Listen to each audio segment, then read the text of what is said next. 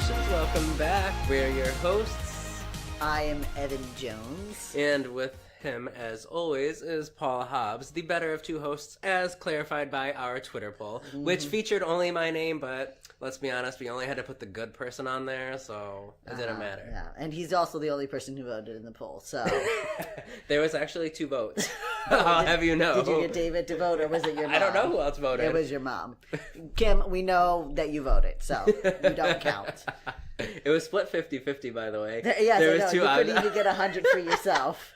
Yes, I did. I got 50% for me and 50%. No. That equals One 100. Paul.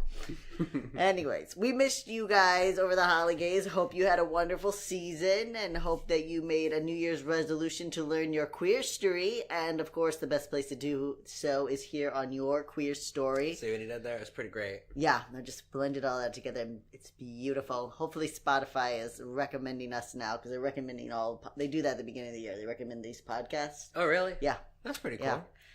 So if you're new or you are wondering how else you can interact with us, you can find us literally anywhere. We even just made a Snapchat. Of course we did. You can find us at Your Queer Story. We're mostly active on Facebook and Twitter, though. Yeah. If you message us through Facebook, you're probably going to get Evan, and if you message us through Twitter, you're probably going to get Paul. So. Yeah. And if Paul ever gives me the password to the Instagram account, I'll get that up and running, but he doesn't. He just hogs it to himself. He doesn't use it, but he hogs it. Same. When was the last time you went on Instagram? The young people interact through Instagram, Paul. Do they? Yes, they do. Okay, well, I'll give you the information, even though it's literally the same. It's the same as what? I don't remember what the information was the first time. That's my phone says it does it. Evan is the least technology savvy person you'll ever meet. I don't know if this is even technology. I think this is just not remembering passwords. This is why people give me personal information at work all the time, and they always whisper it. I'm like, there's no chance in hell I'm going to remember this. You're going to leave in 30 seconds. I will not remember a single thing that you told me. Mm-hmm. Yeah, so. Agree.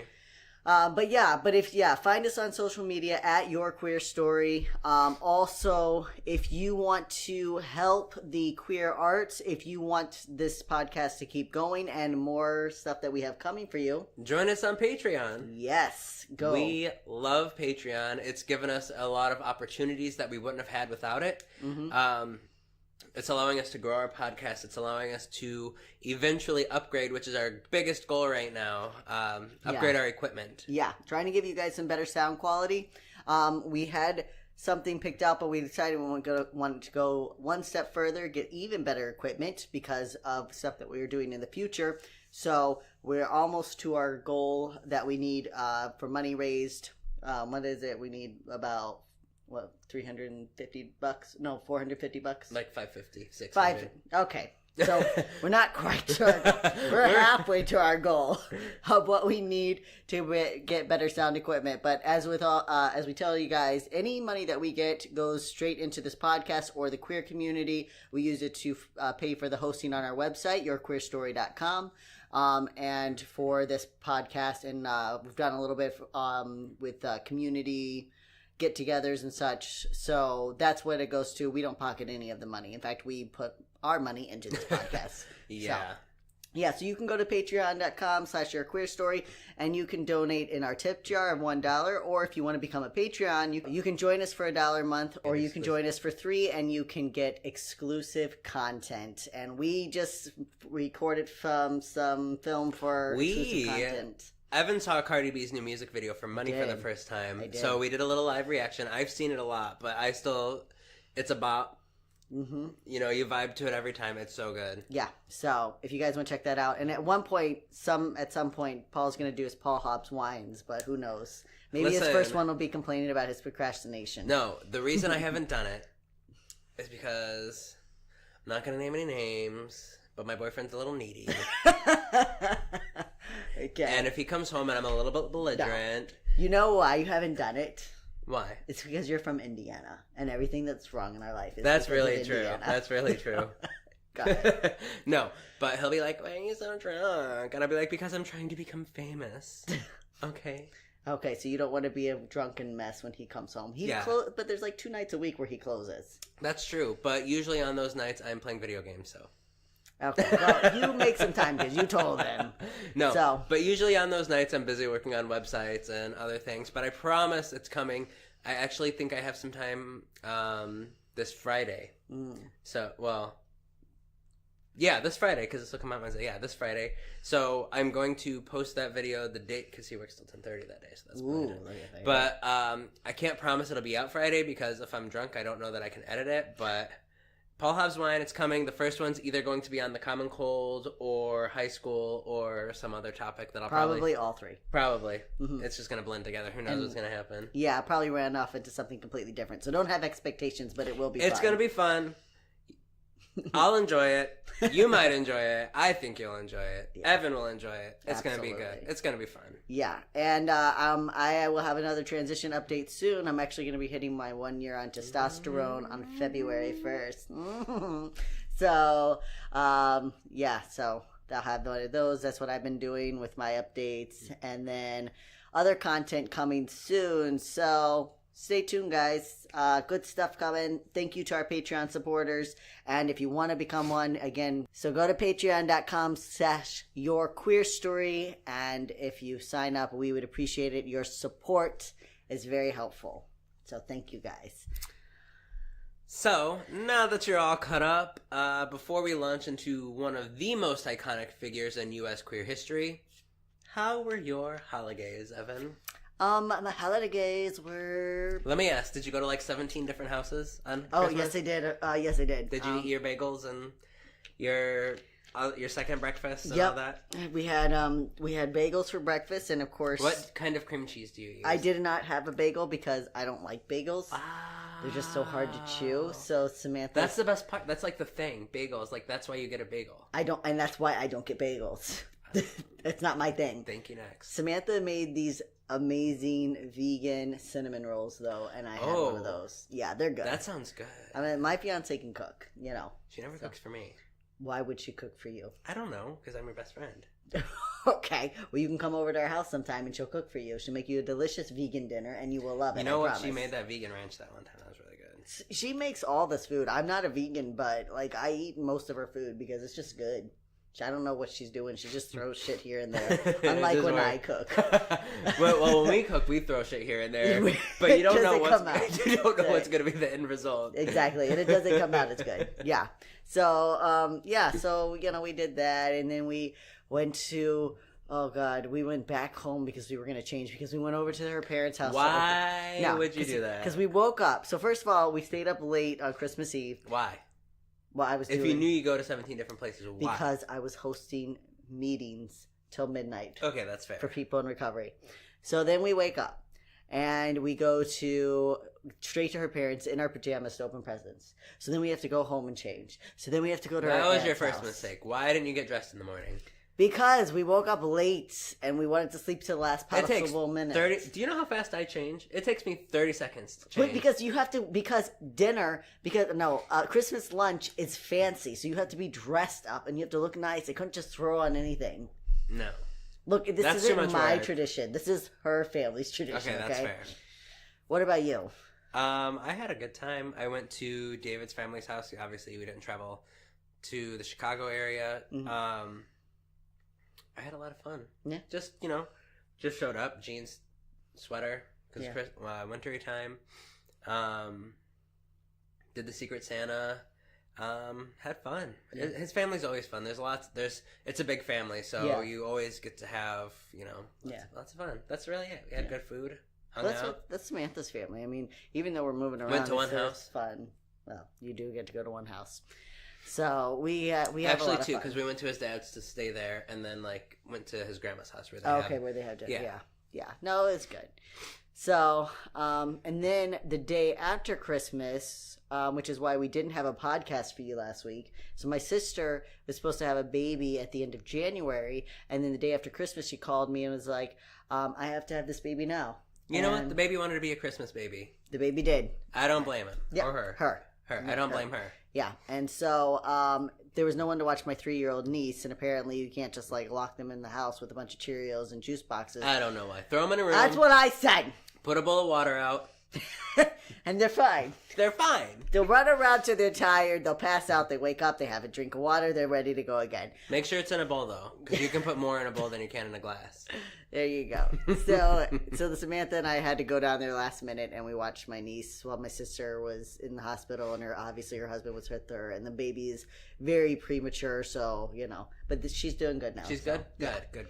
Yep. So I'm Is she able to go home yet, or is she? No, she'll probably have to be there for a couple more weeks. Okay. She was already going to be early, and then she was like 6 weeks early.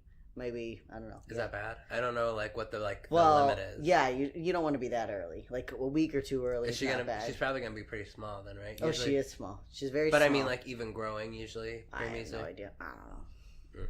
If you're a preemie, what was your growth rate like? Well, I have a cousin who has, he's dating a woman who had a preemie baby, and she's just small for her age, and I think she always will be. So, I don't know. She's adorable though. I love Bella. She's cute. She's fun. Yeah. Well, this Lacey, that's the baby's name. She's cute. She's real small. Wicked smart too. Oh yeah. So there we go. There you go. So if you're born early, you're small, but you're also smart. That's just this is a fact that we've told you. So go by it. So today we're going to learn about Harvey Milk. And perhaps you think you know all about this story because you watched that Sean Penn film.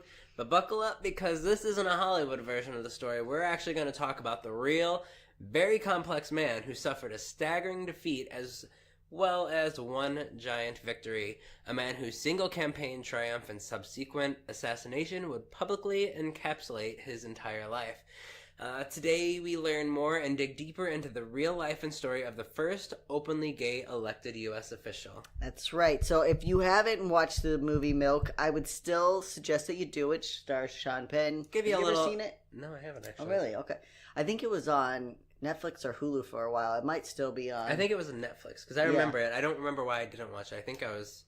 I have some excuse, but it's not coming out of my mouth right now. So Sean Penn plays Harvey Milk. James Franco plays Sean Penn's boyfriend. The thing is, I always hesitate to watch movies on queer culture because I don't feel like they're ever accurate. Yeah. Like they give you a perspective, but they're never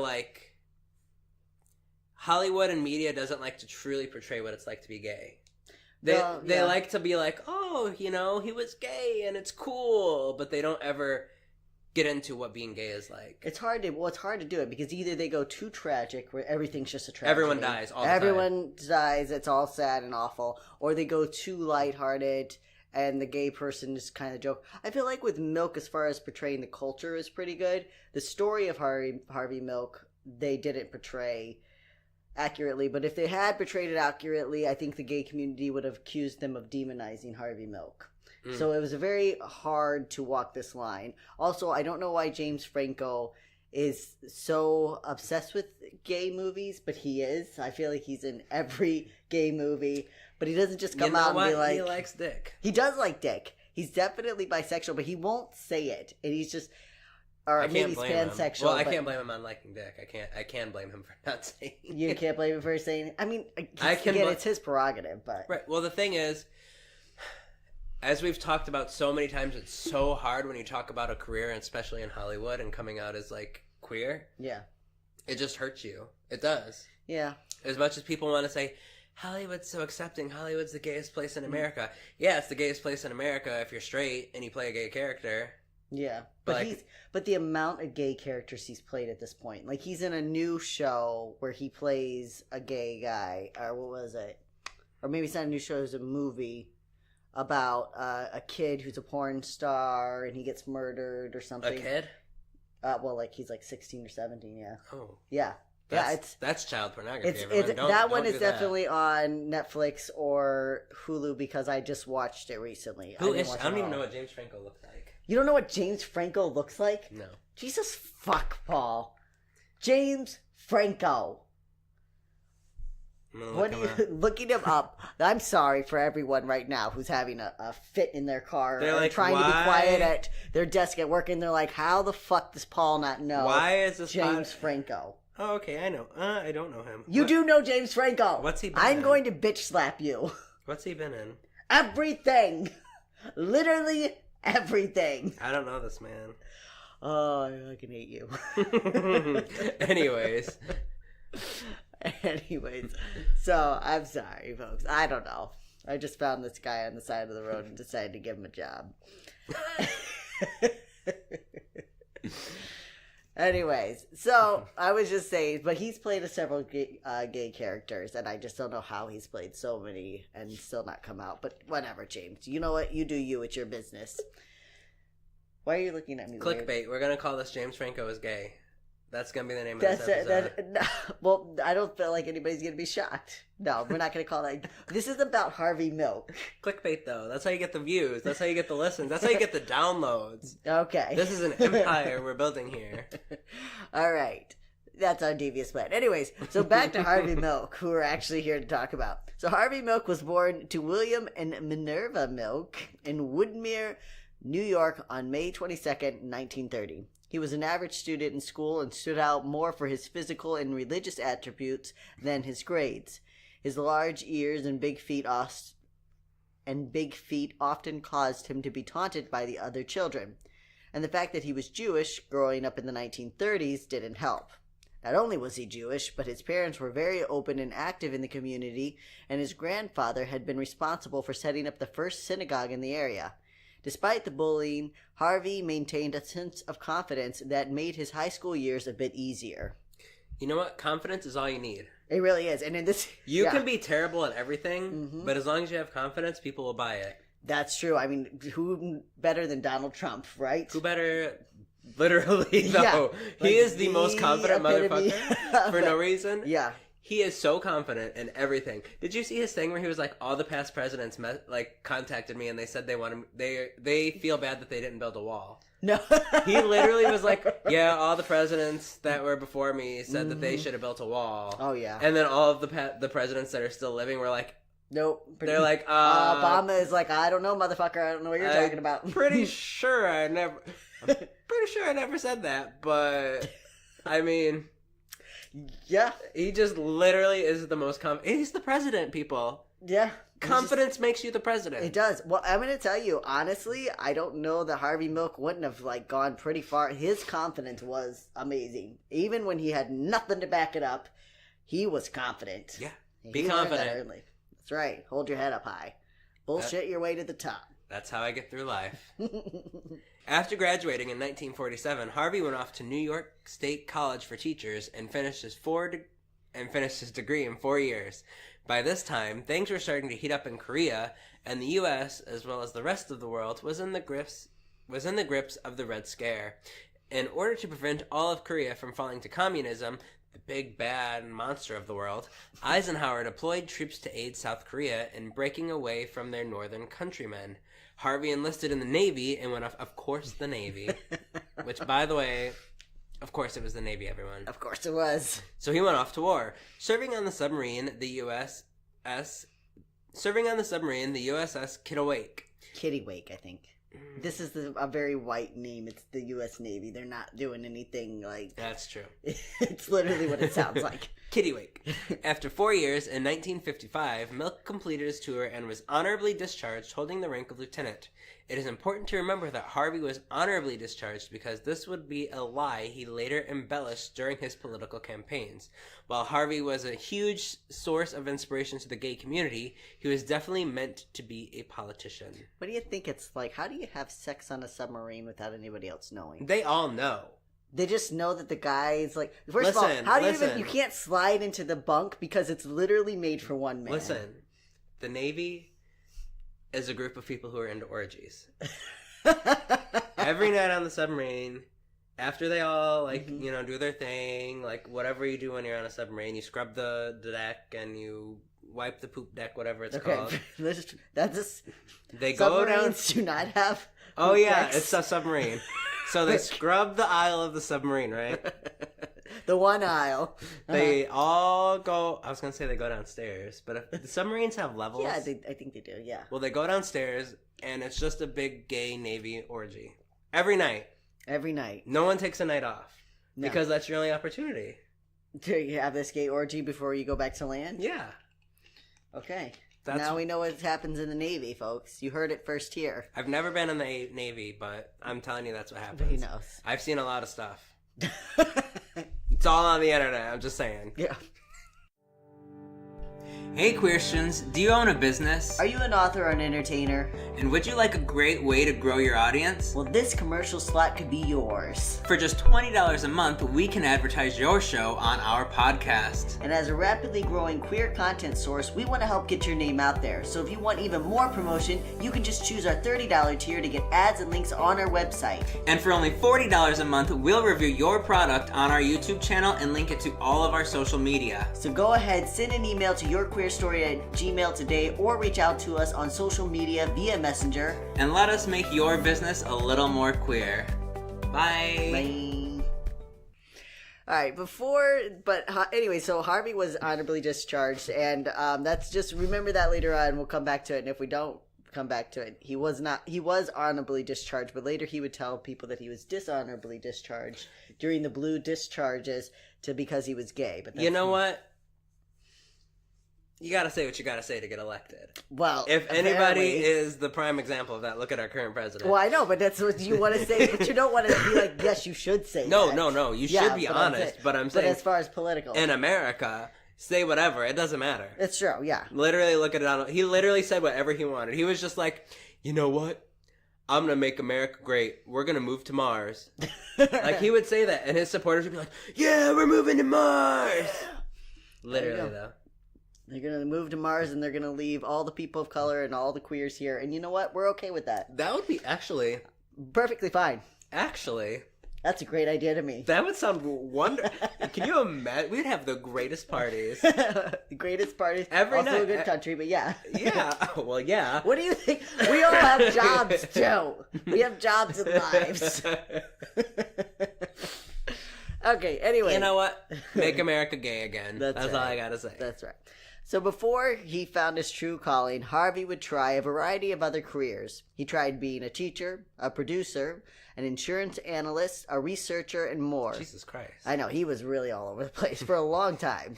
During this time, Harvey never seemed to lack in the area of men. He had a constant stream of boyfriends and certainly preferred younger men, which isn't a problem except when he dated 16-year-old Jack McKinley in 1964. Yeah. We're going to talk about it in a second. The two had a volatile relationship, and Jack struggled. The two had a volatile relationship, and Jack struggled with depression. Harvey was frustrated at the amount of attention that Jack demanded of him. Jack's behavior does seem childish until we remember that Jack was a fucking child, dating a 34-year-old man. By far, Harvey Milk's most egregious offenses were his relationships with young boys. And while we want to tell an important part of our history, we also don't want to champion or even ignore the fact that Harvey Milk would be considered a sexual predator by today's standards. And so I put here a note because people will say, when you bring this up and people always say, well, that's just gay culture, right? Older men with younger boys. That's fucking sex culture, all right? And throughout history, young girls have been married off to older men, all right? And no one's like, the time. Exactly. And no one today is like, well, okay, this 14-year-old girl should be with this older guy because that's our culture. And in fact, I put Roy Moore in here because when Roy Moore, in his 30s, dated girls who were 15 and 16 years old, people had a fucking fit. And they're like, this is wrong, that's disgusting, because they're right.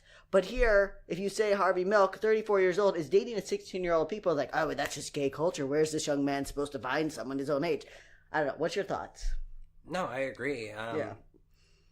I don't know. I don't know, because I kind of did it when I was younger. But that's also the problem. The thing, I don't know. I don't know. Yeah. It's not something that I would ever condone because I wouldn't date 16, 17, 18, 19, 20, 21, 22, 23, 24-year-old Paul. Yeah. Any of my prior selves. And I would never, I don't know. It's not appropriate. But you were a younger man with an older man. Yes. So I was on the were opposite. not in the wrong. He was in the wrong. Right. Right. And I hear that all the time because I hear people, in fact, what's this? Oh, God. And the thing, coming from my perspective, I was in an area where I had no one to give me information on what being gay was. I was isolated. I was surrounded by religious people telling me I was wrong, minus my family. My family was great. They were supportive the whole time. Yeah. I was in an area where I was a huge minority. Like, I could tell you maybe like 3 other people that I knew prior to being older and like learning about apps and all of that. It's predatory and it's taking advantage of someone. Yeah, well, that's what I mean. The person that you had the relationship, they took advantage of you. They took advantage of the fact that you didn't have information and you didn't know where else to go, and they took advantage of that. Right. I mean, regardless of how you view the relationship now, it's still that's predatory. You know, taking advantage of the person. It's taking advantage of your position as an older person who has more knowledge and saying, "Hey, this one has no idea what they're doing. Yeah, let me grab them and use them for a while." Oh yeah, I mean, I was older and I was over 18 and I was 100% consensual, but my like coming out was, so I didn't mature until I was a lot older. Like, because of the way that I grew up and I was so repressed, I didn't have like a sexual awakening until I was like 23. And then I had a sexual awakening with someone who was a lot older than me. And I don't regret the relationship, but looking back on it now, I do see it as this person, older, more experienced, took advantage of the fact that I was naive and didn't know what I was doing, you know. But I do think that it's important in the queer community that we have honest conversations about this and we present it the way that it is. And I think we're starting to do that. You know, we saw with Kevin Spacey, his relationship with a young boy and how, people are saying, no, that's not okay. He's being charged with sexual assault as he should be. But we need to hold people to these high standards. And that's the thing. Harvey Milk, as a man in his 30s and into his 40s, had a relationship with young boys. And it's wrong. And we're not going to say it's okay. But we still got to tell the story. Despite their very crazy relationship, Jack and Harvey stayed together for the next 5 years. So he made it until he was 21. Yeah. And then, of course, when you're 21... Then he was done with them. Are you kidding me? When you're 21, you're like, fuck you. I'm going out and getting drunk every night. Well, yeah, now that I can see that there's actual other men in the world and I can... Yeah. So, they even moved to San Francisco together in 1969, which is the year my mom was born. Shout out, Mom. Okay.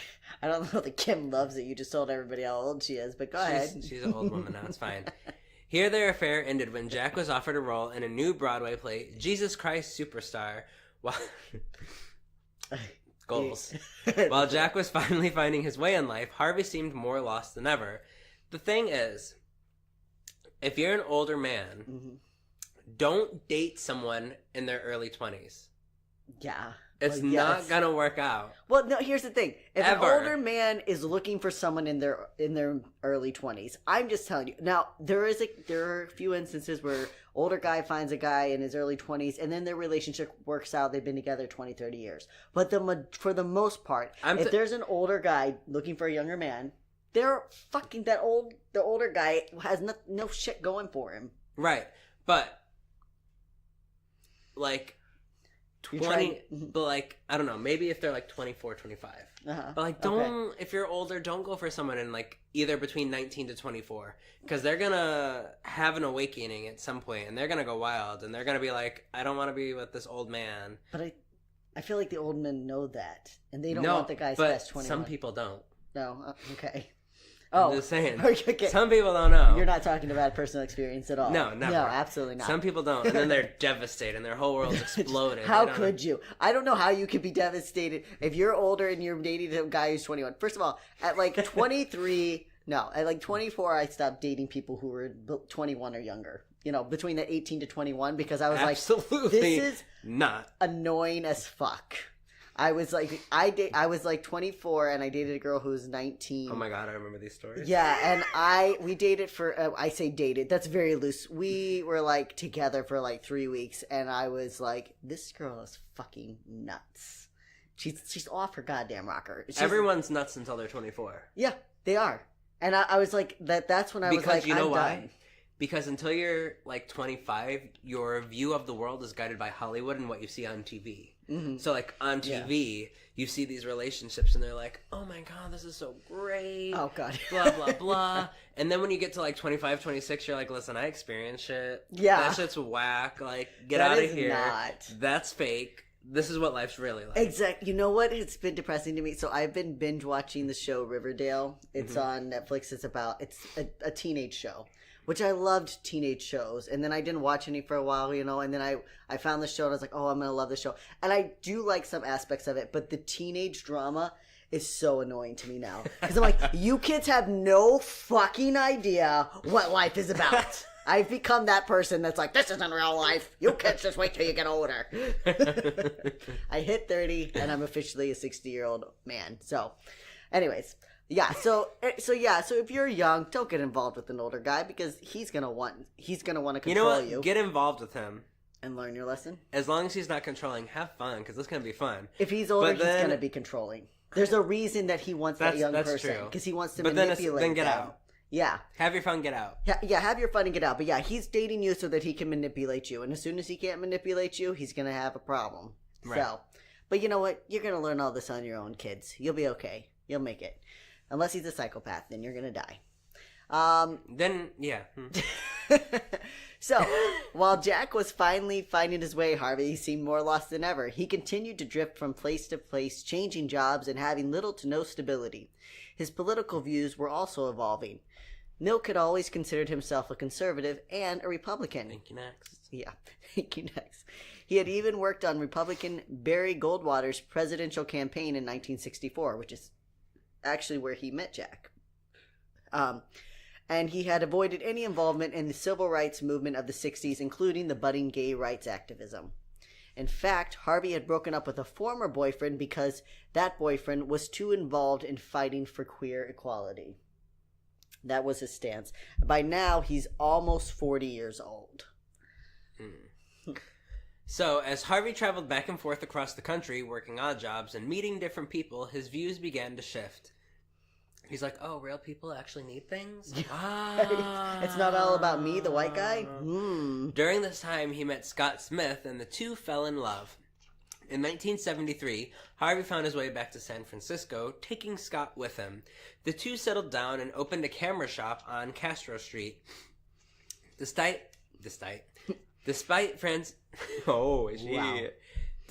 San Francisco being a hotbed of queer activity. You better pull your shit together. I only had 2 Blue Moons, everyone. I didn't even drink that much. I can't pop my neck. Okay.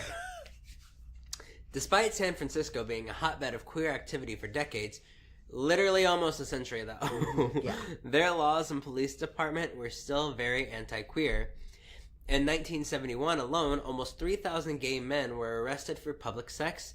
Oral sex was considered a felony. Anyone arrested for morals charges had to register as a sex offender. Yeah, so if you remember in past episodes, I know with the Lavender Scare and a couple others, we talked about the morals charges, which is basically, if you're caught having gay sex or, no matter where you are. Yeah, You could be in your bedroom. Exactly, it doesn't matter. Your moral charges. And now you have to register as a sex offender, and we know those registries last fucking forever. Literally. So, yet these obstacles were shrinking in the face of the mounting gay liberation movement. In 1971, a group of open lesbian and gay San Francisco citizens formed the Alice B. Toklas TOKLAS LGBT Democratic Club. 2 of the founding members were Del Martin and Phyllis Lyon, who also... These bitches were everywhere. They were all over San Francisco. Like, literally, they were everywhere. They were, like, they came out and they're like, we are fucking out. So you go to the grocery store, they're there. You go home, they're there. Exactly. Literally everywhere. Why are you guys in my house? Why are you awkwardly in my living wonderful room? Women, but I'm not quite sure why you're here. So these were the women that also helped found the Daughters of Bilitis, which we covered in episode 5, which we'll have to redo one day because we were still getting our feet wet. Well, that's good. Yeah, anything that we covered in the past that we kind of we never bombed anything, but we weren't as fun. Well, you got to get used to. You got to find your rhythm. We'll retouch a couple episodes. Yeah. Let's just put it that way. Yeah. So another founding member of the Alice Democratic Club was Jim Foster, a formidable force of early queer politics. He was the first openly gay man to ever address a National Party convention when he spoke at the Democratic Convention in 1972. Jim had helped George McGovern to win the California governorship, and he had been hugely responsible for making the gay community a sought-after demographic in San Francisco. But for our But for this story, we really only need to know one thing. Jim Foster hated Harvey Milk, and Harvey Milk equally hated Jim Foster. So, Jim and Harvey hated each other. Go ahead. Sounds like a typical gay relationship, though. Yes, exactly. That's the gay that thinks he's gonna get the role. Let me tell you, I'm gonna get that role. I think that literally was it. That's how gay culture works. Yeah, it is. Yeah, that was it. Yeah. Literally. So, the feud seemed to start one day in 1973 when Harvey, with almost no political experience and even less activism experience, decided to run for city supervisor. The story goes that he approached Jim and asked for his endorsement, but Jim didn't think a newcomer like Milk deserved such a high position. He told Harvey, there's an old saying in the Democratic Party. No, I'm kidding. There's an old saying in the Democratic Party. My voice is gay enough. But, you don't get to dance unless you put up the chairs. I've never seen you put up the chairs. Milk was furious, and the two had openly clashed in their ideas of how to advance queer rights. Jim believed that the Democratic Party needed to first implant straight, gay-friendly politicians. He didn't feel like the city or the country was ready for an openly queer official, and he certainly didn't think someone like Harvey Milk should be the first. So you gotta get the picture. So Harvey Milk is running a camera shop in downtown San Francisco with his boyfriend, and there was a couple things going on. The Watergate scandal had broken with Richard Nixon. Then Harvey gets served with this business tax that he didn't think that he should have. And so just like up and out of the blue, he's like, you know what? I'm going to run for city supervisor, which was a really big position. And he just like marches down without like ever, like remember, he's not involved in activism. He's not on the front lines picketing. He's just a random ass guy. Yeah, he's not part of any party, but this is Harvey Milk's confidence or arrogance. He just marches into the Democratic Party and he's like, hey guys, I'm going to run for office. I need your endorsement. And Jim Foster's like, Who no, are you? I don't think we will. We actually have quite a few qualified candidates. And because he didn't like just take this stranger up, Harvey's like, well, fuck you. And Jim's like, no, fuck you. And that was their feud. But it would end up impacting a lot of things because, you know, Jim Foster could really hold Harvey back. Mm-hmm. So, like we said, but Jim Foster, I will say his downfall, like a lot of the beginning of the gay rights movement, is that they were so cautious and so worried that they were going to, you know, they wanted to ease into everything. So like Jim Foster's like, no, we're not ready to have an openly gay candidate. We need to have just gay friendly candidates. Harvey, on the other hand, had other ideas. He believed, rightly, that only a queer politician could best serve the queer population. He also believed that San Francisco was ready for a gay official, and he definitely believed that he was the right man for the job. Despite not having the endorsement of the only gay political party in the town, Harvey ran for supervisor anyway. And since this was his first time ever running for office, he certainly had... and since this was his first time ever running for office, and since Milk certainly had more than his share of arrogance, he ran a campaign without any funds, any staff, or any local endorsements. And surprisingly, even without all these essential components, he still did fairly well. He lost the race, of course, but gained over 16,000 votes, the attention of the queer community, and he did gain a hell of a lot of experience. And over the next 2 years, Harvey built on this momentum. He became more involved in gay rights activism, created alliance with local businesses, and made his name known. During a union strike at Coors Beer, Harvey negotiated a deal with the Teamsters. If they hired more gay drivers, he'd convince local gay bars to suspend buying Coors until the union workers had their demands met. The boycott was successful, and Harvey became a union favorite. The budding politician also founded the Castro Village Association, which worked to attract more visitors to the Castro shops. The association's greatest achievement was the Castro Street Fair, an LGBT festival which has since been hosted every year and now attracts hundreds of thousands of people. With his success on Castro Street, Harvey began to call himself the mayor of Castro Street. And that is where we will end the episode today. The Castro Street Fair, I think the last statistic I read was over 300,000 people attended today. And so, he sees, I do find it interesting. He runs a campaign. He has no money or any chance of winning, but he's like, fuck it, I'm going to do it anyways. But he did, he started to learn. He found his, when he ran that campaign, he found his calling. That's what he was meant to do. And that's what he was going to do. And so we will wrap it up. Can you pause it? Make sure you tune in next week because we're going to get to the real good stuff. His other campaigns, his friendship with the cult leader Jim Jones. And do you know who that is? Yes, I do. Okay. And, you don't know who James Franco is, but you at least know who Jim Jones is. Of course I do. So we can stay friends. And then, of course, the assassination and the infamous Twinkie defense, which is not what you think it is. It's not about Twinks. It's something else. So, yeah. So try something new this week. You see, he tried something he knew he wasn't going to win, but he still tried it. That's true. He did. And that's how you learn. That's true. That's how this podcast started. That's right. Go out. You got your New Year's resolutions. I hope you made them. And if you didn't, it's not too late. Decide you're going to learn something new this year, do something new, improve on something. Did you make any resolutions? I made a resolution to learn 3 new things this year. That's right. I think you told. Yep. Yeah, you did that on our Shoot the Shit episode or something. Yeah. I always learn something new every year, so I didn't commit to learning anything specific, but I'll make the effort as an idea comes to my head. Yeah. That's what I do every year. That's good. I am in the first week of my diet, so I'm starving constantly, but it's okay. So it's going to pay off. You know what? I'm supposed to be on a diet because I'm going on a cruise, but I have pizza, so I apparently don't care that much. When is your cruise? February 2nd. Oh, so you only have to diet for 3 more weeks. Yeah, I don't care. Jesus Christ. Anyways, well, Christians, we hope that you've had a wonderful start to your year. Make sure you go check out our Patreon page. Every little bit helps. Stay queer and don't get a lobotomy. We love you, our suckling saphists. And as well as our allied hookers. That's right, so... Until next week, goodbye. Bye, Christians.